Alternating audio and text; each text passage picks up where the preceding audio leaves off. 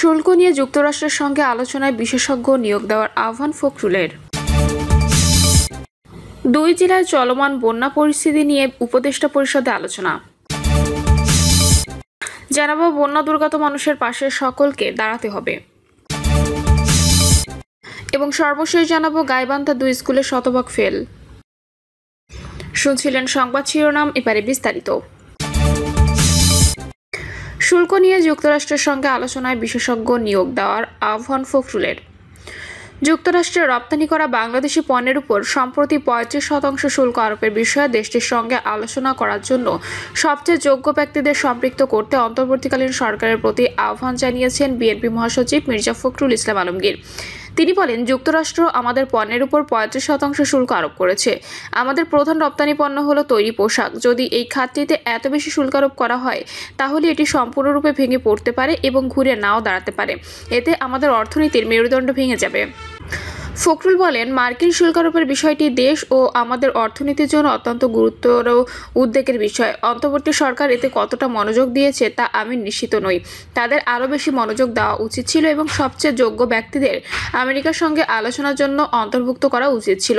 তিনি মনে করেন, সময় এখনও ফুরিয়ে যায়নি। শিল্প রক্ষা, বিশেষ করে নারীদের চাকরি সুরক্ষা এবং অর্থনীতির আরও ক্ষতি রোধে অবিলম্বে পদক্ষেপ নেওয়ার জন্য সরকারকে আহ্বান জানিয়েছেন বিএনপির এই নেতা। বিএনপি মহাসচিব সীমান্ত হত্যা এবং পুশিনের ঘটনাগুলোর বিষয়টিও তুলে ধরেন। সাংবাদিক এবং গণমাধ্যমকে এই বিষয়গুলোকে আরও গুরুত্ব সহকারে নেওয়ার আহ্বান জানান তিনি বলেন, আমরা সীমান্ত হত্যা এবং পুশিনের বিষয়গুলোকে যথাযথ গুরুত্বের সঙ্গে বিবেচনা করছি না। সংবাদপত্রে ছোট ছোট অংশে সংবাদ প্রকাশিত হচ্ছে। আমি সকল সাংবাদিক এবং গণমাধ্যম পেশাদারদের অনুরোধ করছি তারা যেন এই বিষয়গুলো তাদের প্রাপ্য গুরুত্বের সঙ্গে বিবেচনা করেন। এগুলো কোনো ছোটখাটো বিষয় নয়। সীমান্তের বিভিন্ন জায়গায় নিয়মিতই এই ধরনের ঘটনা ঘটছে। ফখরুল অন্তর্বর্তী সরকারকে ভারতের সঙ্গে বিষয়গুলো জোরালোভাবে উত্থাপন করারও আহ্বান জানিয়েছেন। ভারতের সঙ্গে যথাযথ কূটনৈতিক আলোচনার মাধ্যমে এই বিষয়গুলো আলোচনায় একটি চূড়ান্ত পর্যায়ে নিয়ে আসা উচিত বলেন তিনি। ফেনীতে সাম্প্রতিক বন্যার বিষয়ে উদ্বেগ প্রকাশ করে ভারতের সঙ্গে অভিন্ন নদীগুলোর ন্যায্য পানি বন্টনের অমীমাংসিত বিষয়টিও তুলে ধরেন তিনি। ফখরুল বলেন, ভারতের সঙ্গে পানি বন্টনের বিষয়টি মীমাংসা হয়নি।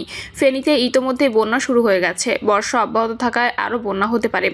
পানির সুষম বন্টন নিশ্চিত করতে অন্তর্বর্তী সরকারকে অবশ্যই জোরালোভাবে পদক্ষেপ নিতে হবে।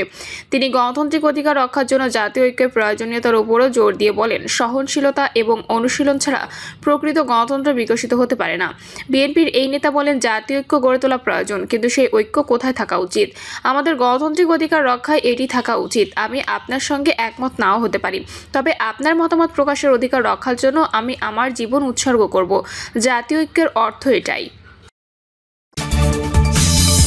দুই জেলায় চলমান বন্যা পরিস্থিতি নিয়ে উপদেষ্টা পরিষদে আলোচনা। অতিবৃষ্টির কারণে সম্প্রতি ফেনী ও নোয়াখালী জেলায় সৃষ্ট বন্যা ও জলাবদ্ধতা পরিস্থিতি নিয়ে আজ উপদেষ্টা পরিষদের সভায় আলোচনা হয়েছে। সভায় সংশ্লিষ্ট মন্ত্রণালয়ের উপদেষ্টারা বন্যা ও তৎপরবর্তী গৃহীত ব্যবস্থা নিয়ে তাদের মতামত ও করণীয় তুলে ধরেন। প্রধান উপদেষ্টার প্রেস উইং থেকে পাঠানো এক সংবাদ বিজ্ঞপ্তিতে এ তথ্য জানানো হয়। প্রধান উপদেষ্টার কার্যালয়ে প্রধান উপদেষ্টা অধ্যাপক ডক্টর মোহাম্মদ ইউনূসের সভাপতিত্বে উপদেষ্টা পরিষদে এই বৈঠক অনুষ্ঠিত হয়। বৈঠকে পানি সম্পদ মন্ত্রণালয় থেকে মুসাপুর রেগুলেটর ও বামনী ক্লোজারের নকশা চূড়ান্তকরণ, ফেনীতে স্থায়ী বাঁধ নির্মাণ প্রকল্প চূড়ান্তকরণ এবং নোয়াখালী খাল ও ড্রেনেজ অবমুক্ত করার প্রয়োজনীয়তার বিষয়ে আলোচনা করা হয়। এর পাশাপাশি দুর্যোগ মোকাবিলায় বিশ্বব্যাংকের অর্থায়নে এই দুই জেলায় ক্ষতিগ্রস্ত বাঁধ মেরামতির, প্রতিরক্ষা ও পানি নিয়ন্ত্রণ অবকাঠামো মেরামতের কাজ চলমান রয়েছে বলেও উপদেষ্টা মণ্ডলীকে অবহিত করা হয়েছে। উপদেষ্টা পরিষদের সভায় দুই জেলায় চলমান বন্যা ও জলাবদ্ধতা পরিস্থিতিতে ত্রাণ ও পুনর্বাসন মন্ত্রণালয় এবং স্থানীয় প্রশাসনের পক্ষ থেকে এখনো পর্যন্ত কী কী ব্যবস্থা নেওয়া হয়েছে তা নিয়ে বিস্তারিত আলোচনা করা হয়। বন্যা দুর্গত মানুষের পাশে সকলকে দাঁড়াতে হবে। গত কয়েকদিনে লাগাতার বৃষ্টিতে দেশের বিভিন্ন স্থানে নদ নদীগুলো উপচে বন্যা দেখা দিয়েছে। এর মধ্যে ফেনী, নোয়াখালী, লক্ষ্মীপুর, চট্টগ্রাম, কক্সবাজারের পরিস্থিতি খুবই খারাপ। টানা বৃষ্টিতে ফেনী শহরের রাস্তাগুলো কোমর পানিতে তলিয়ে গেছে। গত এক বছরের মধ্যে এই অঞ্চলে এটি দ্বিতীয় বন্যার ঘটনা। ছাত্র জনতার অভ্যুত্থানে গত বছর 5ই আগস্ট শেখ হাসিনা ভারতে পালিয়ে যাওয়ার পর ফেনী, নোয়াখালী, কুমিল্লা বেশ কিছু উপজেলা ভয়াবহ বন্যার শিকার হয়। এর আগে গত 30 বছরে এই অঞ্চলের মানুষ এমন বন্যার শিকার হয়নি। শেখ হাসিনার প্রবল স্বৈরাচারী শাসনের বিরুদ্ধে ছাত্র জনতার আন্দোলনে হাজার হাজার মানুষ হতাহত হওয়ার মধ্য দিয়ে বাংলাদেশ যখন নতুন সম্ভাবনার দুয়ারে পা রাখতে চলেছে, ঠিক তখনই উজানে অতিবৃষ্টি ও ত্রিপুরায় অবস্থিত ডুম্বুর বাঁধের গেট খুলে দিয়ে কুমিল্লা, নোয়াখালী অঞ্চলকে আকস্মিক বন্যায় ডুবিয়ে দেওয়ার কারসাজি করা হয়। মুক্তিযুদ্ধের মধ্য দিয়ে বাংলাদেশ স্বাধীনতা অর্জনের পর ভারত আন্তর্জাতিক নদী আইনের বাধ্যবাধকতা লঙ্ঘন করে অভিন্ন নদীর উপর ভারত একের পর এক বাঁধ নির্মাণ করেছে। ফারাক্কার পর ডুম্বুর গজলডোবা বাঁধ বাংলাদেশের উপর ভারতীয় পানি আগ্রাসনের পরিকল্পিত অধ্যায়। বাঁধ নির্মাণ করে একতরফা পানি প্রত্যাহারের কারণে বাংলাদেশের নদ নদীগুলোতে পলি জমে নাব্য ও পানি ধারণ ক্ষমতা হ্রাস পাওয়ার দেশে কিংবা উজানে কয়েকদিন টানা বৃষ্টি হলে বন্যা দেখা দেয়। সেই সাথে বাঁধের সুইচ গেটগুলো খুলে দিয়ে অনিবার্যভাবে বন্যা পরিস্থিতির অবনতি ঘটাতে হয়। দেশের বেশি এলাকায় কয়েকদিন ধরে টানা বৃষ্টিপাত চলছে।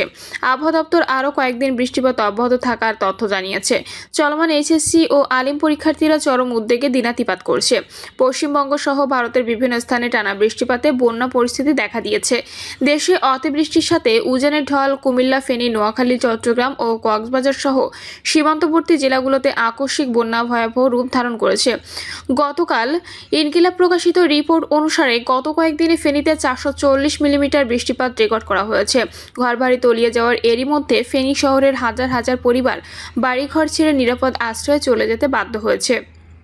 পানিবদ্ধ হয়ে ঢাকা চট্টগ্রাম মহাসড়কের বিভিন্ন স্থান তলিয়ে ভাঙনে ও খানাখন্দ সৃষ্টি হয়ে যান চলাচল অত্যন্ত ঝুঁকিপূর্ণ হয়ে উঠেছে বলে জানা যায়। গত বছর আগস্টে আকস্মিক বন্যার সময় সারা দেশ থেকে সাধারণ মানুষকে নিজ উদ্যোগে ত্রাণ তৎপরতায় অংশ নিতে দেখা গেলেও চলমান বন্যা পরিস্থিতিতে সেই ধরনের কোনো ত্রাণ তৎপরতা দেখা যাচ্ছে না। জুলাই অভ্যুত্থান পরবর্তী রাজনৈতিক প্রশাসনিক বিশৃঙ্খলা শূন্যতার মধ্যে ছাত্র জনতার ত্রাণ তৎপরতা দুর্যোগকালীন সময়ে আর্তমানবতার সেবায় মানবিক ঐক্যের এক উজ্জ্বল দৃষ্টান্ত সৃষ্টি করেছিল। চলমান বন্যা পরিস্থিতিতে আরও বড় বন্যার আশঙ্কা করা হচ্ছে। এহেন বাস্তবতায় সরকার এবং সব সামাজিক রাজনৈতিক প্রতিষ্ঠানকে বন্যার্ত মানুষদের পাশে দাঁড়াতে আগের মতো প্রস্তুতি, প্রচারণা ও তোড়জোড় দেখা যাচ্ছে না।